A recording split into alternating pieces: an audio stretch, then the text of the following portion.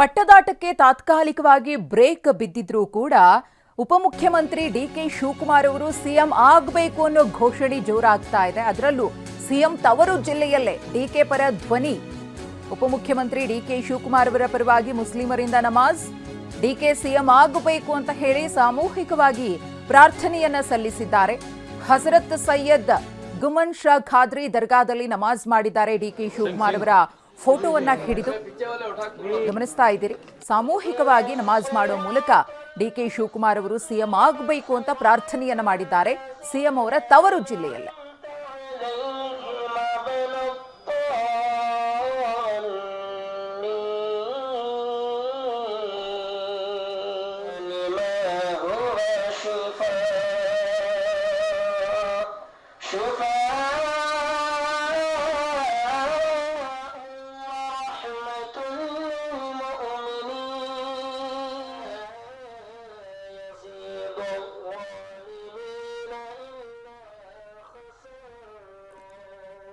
ಗಮನಿಸ್ತಾ ಇದ್ದೀರಿ, ಒಂದು ಕಡೆ ಸಾಮೂಹಿಕವಾಗಿ ನಮಾಜ್ ಮಾಡೋ ಮೂಲಕ ಸಿಎಂ ಡಿಕೆ ಶಿವಕುಮಾರ್ ಅವರು ಸಿಎಂ ಆಗಬೇಕು ಅಂತ ಹೇಳಿ ಪ್ರಾರ್ಥನೆಯನ್ನ ಸಲ್ಲಿಸಿದರೆ, ಮತ್ತೊಂದು ಕಡೆ ಸ್ವಾಮೀಜಿಯವರು ಕೂಡ ದೇವರ ಮೊರೆ ಹೋಗಿ ಡಿಕೆಗೆ ಮುಖ್ಯಮಂತ್ರಿ ಪಟ್ಟ ಒಲಿದು ಬರಲಿ ಅಂತ ಹೇಳಿ ಪ್ರಾರ್ಥನೆಯನ್ನ ಸಲ್ಲಿಸಿದ್ದಾರೆ. ಸಿಎಂ ಅವರ ತವರು ಜಿಲ್ಲೆ ಮೈಸೂರಿನಲ್ಲಿ ಡಿಕೆ ಶಿವಕುಮಾರ್ ಅವರು ಸಿಎಂ ಆಗಬೇಕು ಅನ್ನೋ ಕೂಗು ಜೋರಾಗಿ ಕೇಳಿ ಬರ್ತಾ ಇದೆ.